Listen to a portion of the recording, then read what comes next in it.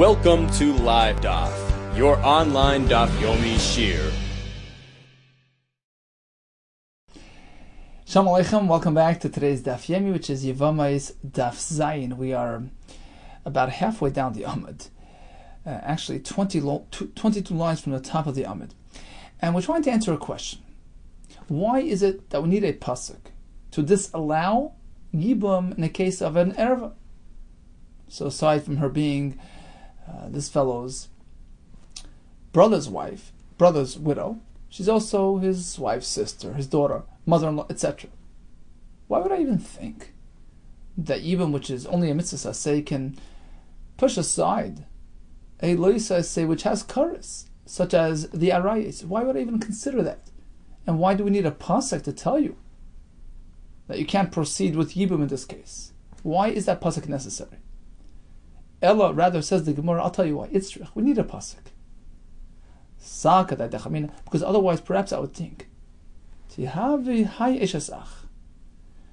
Isha, this Yevama, his brother's widow, Eishas is considered to be Davar Shahaya B'chlal. She was part of the group, part of the bunch. Which bunch? Rashi brings a pasuk. Kikol asher yasem. This is Rashi off to the right. Kikol asher yasem mikol ta'eva se'elu. V'nechrasu. We have one pasuk addressing all the arayis: brother-in-law, sister-in-law, mother-in-law, kolal b'kol ha'arayis kares.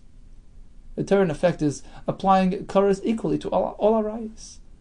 Even Eishas Ach technically is an erva. It so happens to be that there was exception made for a case where her husband dies when he's childless. So now the Eishas Ach becomes a Yevama and she's mutter. So originally she was part of the group. The fact is, if she has children, she's a regular Eishas Ach, she's an erva. So Eishas Ach was really Davar Shai B'chlal, was part of the group. And what happened? V'yatza min haklal, and was accepted, was singled out, was separated from the klal. In which way? Yevama yava ileh. That in certain cases, in certain instances, she is mutter. V'yatzim naklal l'lamed. To introduce a new concept. She has no children, she can marry this brother-in-law. By doing so, we apply a new formula. And we say like this. Loy l'lamed al atzma yatza. This new concept introduced was not only for itself,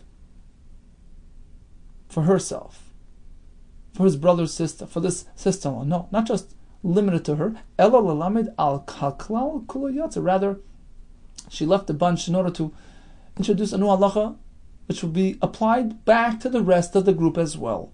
This is one of the formulas, one of the Yud Gimel Midas Shator and Dreshas Behem, as we're going to see in a minute. It's an accepted formula when it comes to Torah Shabbat Peh. There's a group, and then one of them is singled out of the group and receives a new status, a new halacha, a new concept. That halacha will be reapplied back to the group as well. And because of this klal, because of this formula, perhaps I would think that the same henta that applies to an Eishes Ach when she has no children will apply back to the rest of the group, to the other arayis as well. In the context of Yibum, they should be mutter. The Sanya, the Brisa says, what does Davar Shahaya B'chlal V'yatz Min HaKlal mean? Ketzad has this apply. Pasuk says, a general pasuk, applying to all karbanis. Don't eat it when you are tummy. V'nefesh asher toichal basar mezevach hashlamim v'tu masay elav. Oh, here we have one singled out. Shlamim. If one eats a shlamim when he's in a state of tumah, he gets kares. Now, why do we need to single out shlamim? Don't we already have another pasuk which incorporates all the karbanis to this halacha? V'halei shlamim b'chlal kol hakachim hayu. Wasn't shlamim part of the general rule? Rashi brings the pasuk. Rashi off to the right. B'chlal kol hakachim hayu shekvar klal kares b'kulam. A kolal kares b'kulam. They already applied an equal kares to all karbanis that are eaten b'tumah. Which pasuk? Kol ish asher yikrav mikol zar achem la kachim asher yakdishu b'gaymer. Back to the Gemara. V'lama yatsu. If so, why does the Torah trouble itself to single out a shlamim? Lahakish alein. The point is to make that connection, to learn one from the other. V'lo melech, and tell you like this: Ma shlomim miyuchadim kachim mizbeach. Just as shlomim mentioned in this pasuk is unique in the sense that it's a carbon on the mizbeach. It belongs on the mizbeach, and therefore kares will apply for one who eats it betuma. Af kol kachim mizbeach. Likewise, the pasuk which applies this general kares to all karbanis eaten betuma is exclusively discussing karbanis which are meant to be in the mizbeach. So everything learns from everything else. It's sort of a two-way street here. Shlomim was part of the group. He left the group in order to come back and teach the rest of the group, basically to put it in context and tell you this halacha only applies if it's similar to a shlomim, i.e. kachim mizbeach, as opposed to what? Yatsu kachim bedek habayit. As opposed to karbanis which are bedek habayit, belong to the Beis Hamikdash building fund. It's an asset of the Beis Hamikdash, but isn't destined for the mizbeach. In that case, although you may not abuse it, you can't benefit from this animal, but there is no kares for one who eats it betum. So how do we know this? Because Shlomim taught it to us. We had a group, one was singled out, and we go to that item, we take a look at it. Take a close look at it. What are you? Oh, you're a Shlomim. You're a kachim mizbeach. That's indicative. That's a reflection of the entire halacha. That the klal, the entire group, must conform to that criterion. Kares only applies to kachim mizbeach. Hachanami here as well when it comes to arayis. Hava mina, perhaps I would think. Eishes ach bichlal kol arayis haisa. Initially, Eishes ach was a normal arva. She was included in the bunch. Why was she singled out? Pasuk says when she's a Yevama, she's mutter to the Yavam, even though she's really a sister-in-law. So she was accepted from the group. She was singled out, separated. The point is to reconnect it to the group, to reflect on the group, to indicate on the group and tell you. But the same halacha applies to all the other items in the group. Just like an Eisha Sach is mutter in a Yibum circumstance, Av kol arayis namishari, and all arayis as well have that privilege. So based on this formula, yes, perhaps I would think that even an erva can fall for Yibum. Even an erva is eligible to marry her brother-in-law in a Yibum context. And that's why we need a pasuk to disallow it. 1 second. Midam, how could you compare the psukim by Yibum to the psukim by karbanis? There's a big difference. In what way? Hasam. Kolal bi'isr uparat bi'isr. By karbanis, the klal was isr. All karbanis eaten betuma result in kares. That's all you need. Why does the Torah proceed again and say, well, a shlomim eaten betuma generates kares? It's sort of a repetition. It's a redundancy. There must be some hidden meaning here. And the point is yes. Because you must take a close look at that example, that exception, that one singled out, and draw from there, back to the group. Shlomim, kachim mizbeach, okay. Only kachim mizbeach. Otherwise, how do you explain the redundancy? Does that make sense? But over here by Yibum, there's a big difference. It's a totally different story. Hacha. Kolal bi'isr uparat beheter. When it comes to arayis, the general bundle pertains to isr. All the arayis are asa, right? But the Torah wants to make exception. Uparat beheter. There's one specific erva, sister-in-law, brother's wife, brother's widow, who has an opportunity for Yibum, who's privileged to have Yibum. So of course the Torah singles it out. There's good reason for it, because she is different than the rest of the bunch. There's no indication whatsoever that she's trying to reflect back on the group. Just the opposite. She's in her own world. Her brother's widow gets Yibum. That's it. Only her. Nobody else. So why would you think otherwise? You know what it's compared to? I'm going to find another formula of those Yud Gimel Midas Sha'atir and Dreshes Behem and apply it here. In which case you won't have your notion. Holy Dami El Davar. It's only compared to the next formula. L'davar Shayi Bechlal, something was originally part of a group. V'yotza lidan b'davar chadash, and it was singled out, it was separated. Lidan b'davar chadash, to receive a new halacha, so that a new halacha can be applied to that item that was singled out. In this case, it remains separate. It doesn't reconnect to the group. It has its own set of laws. You can't bring it back to the group. Unless you have a pasuk, a clear pasuk telling you to do so, but otherwise you don't do that. We have all the arayos. The Torah comes and says, one second, Yevamos, brothers, widows, mutter in a yibum circumstance. That's a davar chodesh. It doesn't pertain to the rest of the group. There's no reason to be mater arayos by yibum, unless she's this specific isha assistama. The sanyas we find in the price. We have this formula called davar shahay b'chlal. If an item was part of a group, and was separated and received a new halacha, you can't put it back to the group unless the Torah clearly does so. Give me an example. Pasuk is speaking about a mitzvah who brings 3 karbanis, an asham, a chatas, and oila. So he was speaking about being makriv of the asham. V'shachatas hakeves. Where? What does he do the keves? B'makam hashish chatas hachatas. V'sa'oila. Same place as he does the chatas and oila. B'makam hakodesh. And the pasuk continues. Why? Kika chatas ha'asham hu. Lakaya. Because you're meant to know that the asham is comparable to the chatas, and what's the point? Why do you even have to say that the asham is like the chatas is like the asham? What's the point of saying this? Where to do the shchita? You've already told me. Do the shchita in the same place they do the chatas. How to apply the dam of the asham on the mizbeach? Well, we know how asham works. Why would I think this is different? The answer is yes, I would think this is different because he has his own set of rules. Because this asham brought by the mitzvah was separated from the bunch. It was given new halachas, a new procedure. He got a new davar, a new element, a new set of guidelines, a new process, not found anywhere else. What is that? They applied the dama asham onto his thumb, onto his right toe. So perhaps since he has some sort of deviation, it's a new procedure, not found anywhere else. So maybe that's it. Who says you're meant to follow conventional procedure when it comes to this asham? Perhaps this is it. You don't apply his dam on the mizbeach afterwards as well. Yochel, perhaps I would think.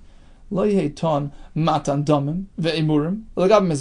this carbon doesn't get a regular nisinas dam or imurim, the fats on the mizbeach, because he's a different story.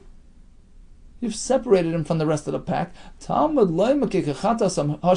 Torah comes back and says, he's no different than a regular chatas.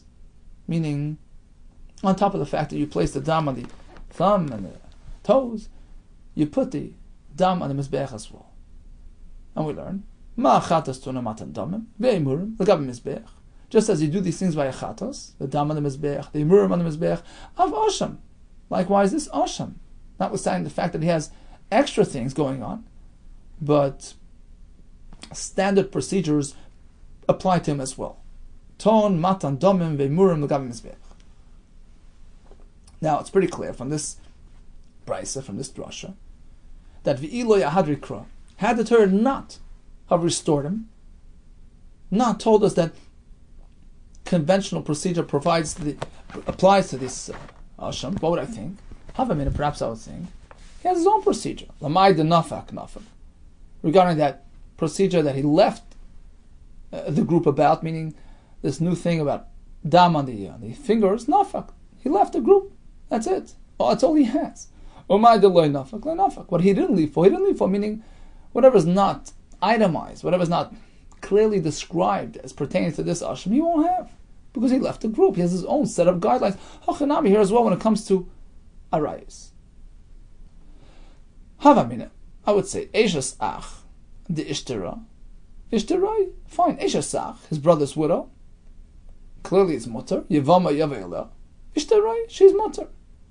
She's different than the rest of the Arayis. She has this unique, special opportunity to be mutter, despite the fact that she's an Erva. But that's it. Stop right there. Sha'ar Arayis, loy. But not other Arayis. The Torah clearly separated Eishasach from the rest. So why would I even think otherwise? Perhaps I would think as follows. You know why? Perhaps an Erva is mutter to be Mesyabim. Taisi b'mamatzinu me'eshasach. We have something called a mamatzinu. Just as we find over there, we'll find over here. We take things that are similar and compare them to each other. This is also one of the midos shatir and dreshes. And we'll say, let's compare others to eshasach. Since they're similar in some ways, perhaps they're similar all the ways. Ma eshasach miyabim. Just like an eshasach goes to yibim. Av achis isha to siyabim. Achis isha as well. She's an erva, and she's an erva. Perhaps she also gets yibum. Just like a brother's widow gets yibum, a wife's sister who's married to his brother also gets yibum.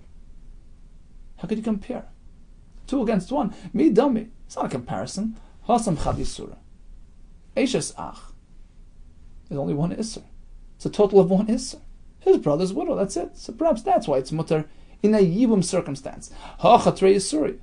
But here, aside from being brother's wife, she's also the Yevam's wife's sister, Eishasach. Achois Isha. That's a classic example of the erva that we're going to be speaking about in the rest of the sugi here. So typical is Eishasach, brother's wife. That's the standard Yevama. And on top of that, she's also Achois Ishtai, sister of his wife. We're speaking about Shimon, the brother, surviving brother. So we have Reuven and Shimon. Reuven passes away, childless, leaves over Yevama, Rachel. Now she is to Shimon an Eishasach, brother of his departed brother, wife of his departed brother.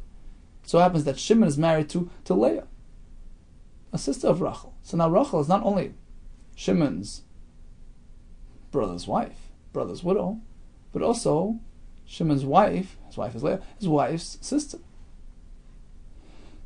So why would I say that a Yevamo happens to have 2 labels, 2 tags, Eishes Ach and Achais Isha, would be Ro'i Li Yibum. She has 2 Isurim hovering over her.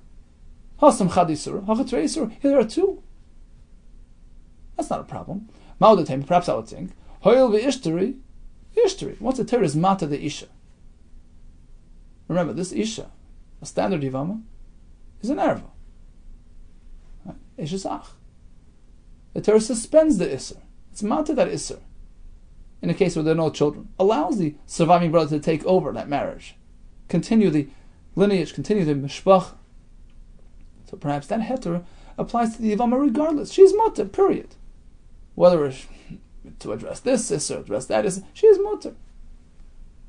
So perhaps even though she's also his wife's sister, she'll be Mata. Why would I think to apply such a concept? Hoyel v'ishtari. Once the Torah is mater a person, he's mater him all the way. We do find that concept elsewhere. Listen closely. We have a mitzvah like this. At the end of his mitzvah process, he goes through a tahara procedure, at the end of which he shaves, he brings karbanos. Now there's a little issue here, because on this day, on day 8 of his tahara process, he'd like to come into the Beis HaMikdash. You know why? As you said earlier, he has to get that sampling of dam on his fingers, on his earlobe, on his right toe. Problem is, you can't take dam out of the Azara. It becomes pasal b'yotze when it leaves the Beis HaMikdash territory. Right? There are 3 levels of kedusha. There's the Migdash, the Harabayis, and then there is Yerushalayim. That corresponds to the 3 levels of kedusha found in the Midbar. The Mishkan. And so correspondingly, we have the Kodesh HaKodashim Heichal on the Azara, as in Israel. That corresponds to the Mishkan. No tummy can enter there at all. Then we have Machne Levia, the next circle around the Mishkan where the Levium resided. That corresponds to Harabayis and Ezus Nashim, into which a tummy mace can enter, but not a fellow who's a Mitzorah, fellow who's a Balkari, any type of tumah which is sourced in the person himself, tumah Yotze Mikufay. And then the third ring around that was Machne Yisrael, where ordinary people live. And that corresponds to Yerushalayim, which doesn't have these restrictions. Now getting back to Al-Mitzvah on his 8th day. So he's somewhat tar, but he's still Mechusar Kippurim. He didn't bring his Karbanis yet. And Mechusar Kippurim cannot enter the Azara. Problem is, in order to get the carbon processed, he needs to be there to have the dam placed on him. So catch 22. How do you work this out? Answer is, he would stand in the Ezra's Nashim, which was suitable for him, and he would insert his thumb, his large toe, his earlobe, just that, into the Azara, and have the Kohen place the dam there. So that was a special heter. It's clear in the Torah that he's allowed to do this. So he would stand by the doorway, by Shar Niknar, his name is Shar Niknar, stand inside that doorway, and insert these specific limbs into the Azara to allow placement of dam. The Sani will learn in the Bryce. Let's say the 8th day of the Mitzvah Tahara process falls out on Erev Pesach. He needs to get Torah quickly, emergency, to enable him to bring that carbon Pesach, very important mitzvah. Right, to avoid karas for neglecting the carbon Pesach. But there's a problem. He had a snag. On that very day he experienced a keri which made him tummy. He rushed to the mikveh. Problem is, mikveh is not enough. That's called tivul yom. He needs to wait for the day to be over. Maral and Brachas Beis says the point of Erev Shemesh, waiting for sunset, is to get rid of that day of tumah. That day, as far as he's concerned, has been tainted because he experienced tumah on that day. The full Tahara only happens when the day is swept away, and the day that he experienced tumah in is gone. So he's still pre-Erev Shemesh. It's still before nightfall. He's not meant to be in the Ezras Nashim either. So what should he do? He needs to get Torah. He needs to get his carbon done so he can bring carbon Pesach. Amr Chacham. Chacham compromised. They allowed him. Aval pish ain't Tvul Yom achar nichnas. Although typically a Tvul Yom doesn't enter this area, we accommodate him. Zeh nichnas, he can come in. You know why? Mutav sheyavei asay sheish bekaras. We prefer that the carbon Pesach, which is something that generates karas if neglected, should come along and push away this prohibition, and push away the Yisr Asay, which doesn't allow him to enter this area, because it's only an Asay without karas, so Pesach stands higher. Rabbi Yehuda, you're meant to know, and it's even more than that. The Varter, because based on strictly the Torah Shebeksav, Afilu Asay Lespe, entering this area in a state of Tvul Yom, of Keri, doesn't even generate an Asay. Shanemar Vayamud Yoshafat Bekal Yehuda Lefnei Chatzar Chadasha. So he stood up when they were being retired themselves. And the Torah refers to Chatzar Chadash, a new courtyard. What's the point? My Chatzar Chadash, Rabbi Yehuda, on account of the newness, the new procedure, new halacha, introduced at that point. Shechitchu Badvarim Varmu, introduced the new halacha. They said, Tvul Yom lo yikanes lamachon leviyah. A Tvul Yom. This fellow who was a Balkari and went to the mikvah, but he's still prior to sunset, a Tvul Yom should not enter Machna Leviyah, which is mutter min Torah at this point in his procedure, but with the Rabbanon we keep him out. So in reality, it's only the Rabbanon. And they did away with that in the face of the Chiyah of Karban Pesach. Now that addresses his presence in Ezras Nashim, even though it's Machna Leviyah, right? It's the ring around the inner area of the Beis HaMikdash. And really there he shouldn't be because he's at Tvul Yom, but the Rabbani shouldn't be there. That's okay, to enable him to bring the Karban Pesach. But what about the fact that he's inserting his thumb into the Ezras Yisrael, into the actual Azara, which is Makam HaMikdash, which is like Machna Shechina, to which he shouldn't be doing, period.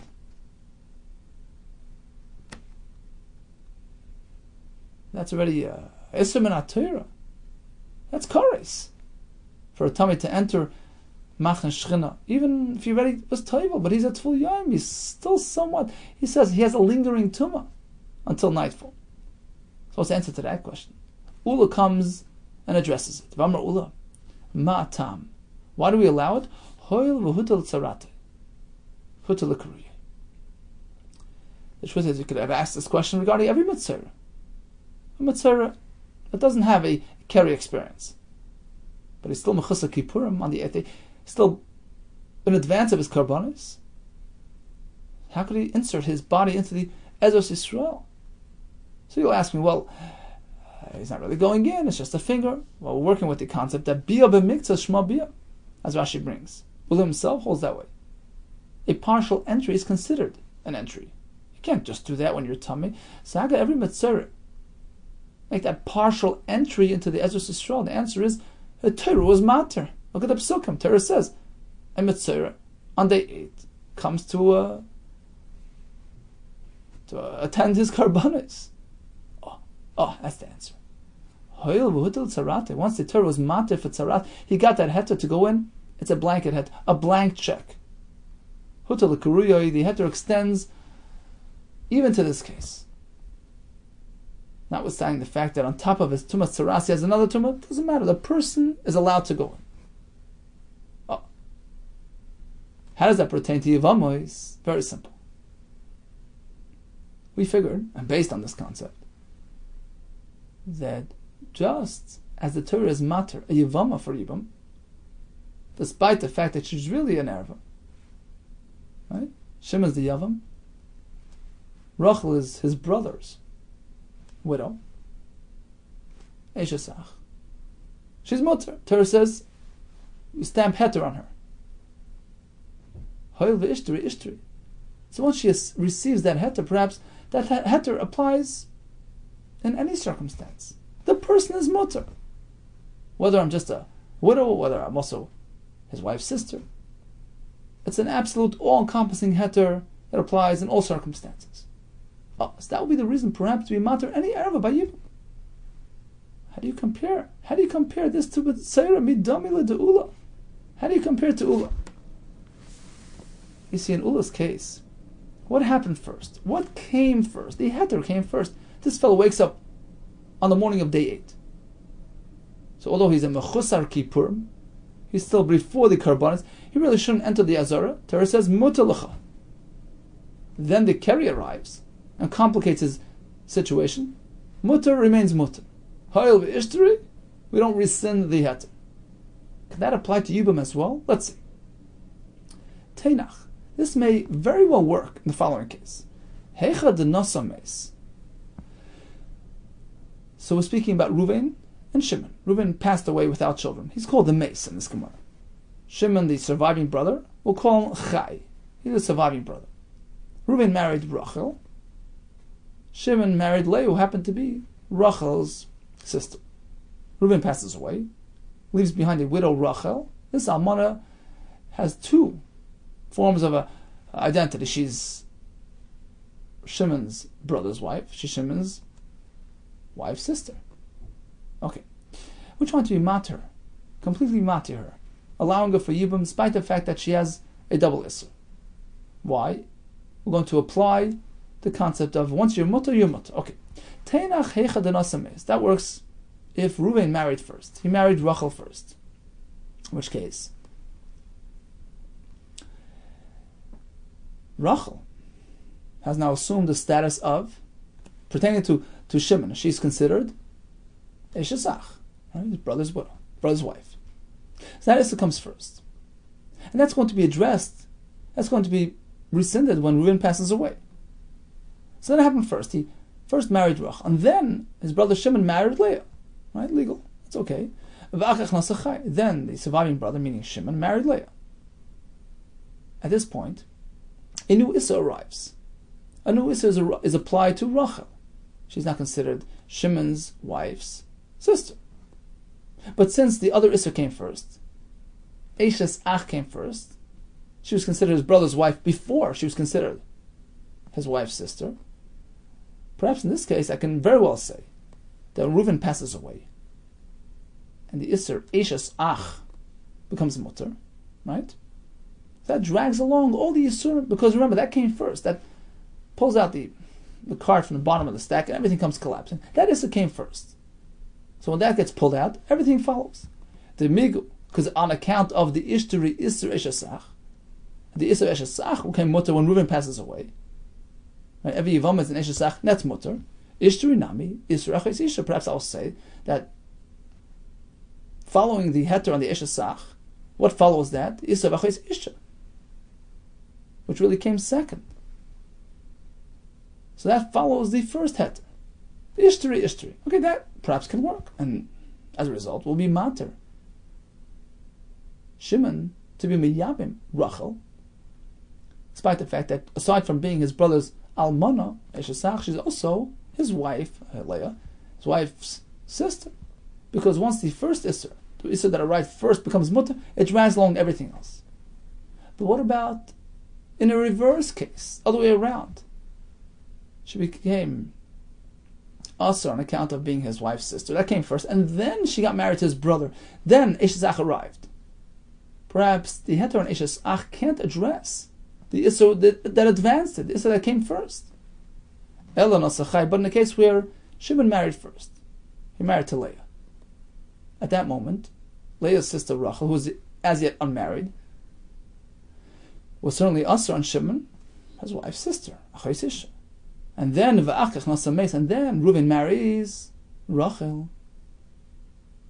In which case another Isser arrived into town. She's now, on top of being his wife's sister, she's his brother's wife.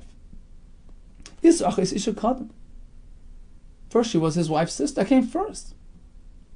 So just because his brother passes away and the Isser of Eshes Ach gets suspended, who says it's going to drag along an Isser that preceded it? So you're trying to compare it to Mitzvah, where the Isser Mitzvah comes first and then drags along others. That won't apply in this case.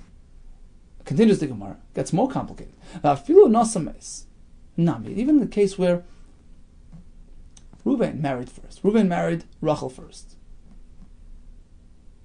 right? And then, only then, did Shimon marry Leah. This concept can perhaps work in a case where Reuven married first. He's married to Rachel, and then he passes away. So when he married Rachel, Rachel to Shimon was a sister-in-law, was his brother's wife, an erva. Reuven passes away. She becomes mutter. She's a standard Yevamos. And then what happens? And then Shimon goes and marries Leah. In which case we'll say that Rachel has now assumed a new status. She's now been labeled as his wife's sister, a new shame erva. But perhaps it won't affect her.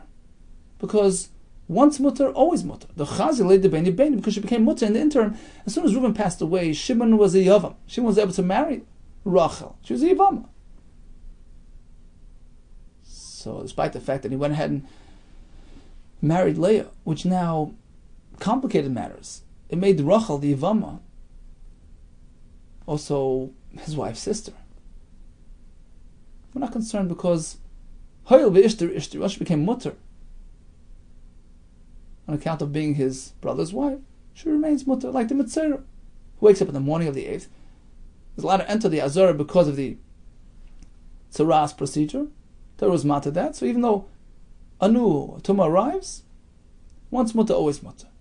Okay, so in this case I understand. But let's say, in the following case, Ella Nosames, let's say Reuven married Rachel. At this point, she's only Shimon's brother's wife. But he remained alive. He didn't pass away at this point. What happened in between? V'achakach Nasa Chai. And then Shimon married Leah. Okay? So at this point, Rachel, who is Reuven's wife, is also on Shimon for two reasons. She's his brother's wife. She's his wife's sister. Lo yechazi leklal. There was no point in time that she was mutter to Shimon at all. Rachel was never mutter at this point, because Reuven was still alive. And now, at this late stage, Reuven passes away. Once she's already assumed both statuses, she's also because she's his brother's wife and also his wife's sister. Who says it's going to be mutter in this case? Just because there's a heter applicable to one of those isurim, Eshesach, who says it's going to spread to the other one? If there was a point in time that she was absolutely mutter, and then suddenly a new Issa arrives in town, perhaps she remains mutter. But in this case, she had both Isurim simultaneously. The time for Yibum arrives, her husband passes away. That only addresses the Eshes Ach aspect, not the Achos Isha. Milay Moidi Ula, wouldn't Ula agree Ula was the one who spoke about tzaras. Shimra keri bilel shmini. Suppose he had his keri the night of the 8th. Before the day arrived, before the Zman Karban arrives. So entering into day 8th, he has 2 loads on him. He's carrying double burden. He's a Mechusar Kippur on account of Mitzvah, and he's also a keri. In this case, it won't work. This fellow is prevented from entering the Azara. He can't put in his thumbs. Why shall he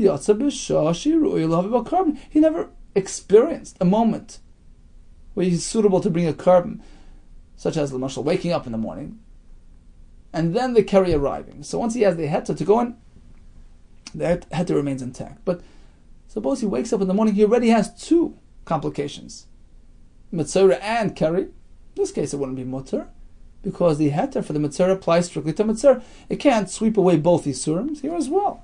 Why would the heter of Yibum sweep away 2 isurim at once? Says, well, you're right. You know why we need a pasuk to disallow Yibum by an erva? Not for all cases. There wouldn't be any notion, any havamina.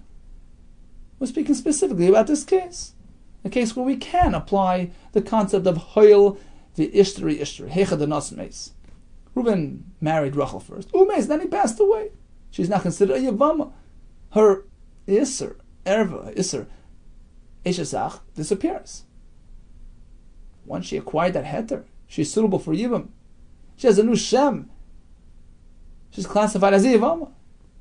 Nothing can get in her way. And then, only then, did Shimon marry his wife Leah, which technically made Rachel his wife's sister, going forward, right? But when she's mutter, she's always mutter because of Hoil v'ishtri. So it's a very specific case that we are concerned about. Perhaps Yibum would apply in this case. That's why we need a pasuk Allah to tell you disallow Yibum in any case that involves an erva, an isser, other than the standard Eishes Ach, which is mutter for Yibum. Okay, so bottom line is, we sort of arrived at our quest. We were trying to figure out why would we think that Yibum can apply to an erva. We made some attempts, and the conclusion was, based on the concept that we found by Mitzvah, Hoil v'ishtri, once the Torah is matter for one, it's matter for others. So in a very specific case, that the heter Yibum applied prior to the other erva arriving, perhaps it remains aser, and that's why we need a special pasuk. No, we disallow Yibum even in this case. All the best to you, and much hatzlach.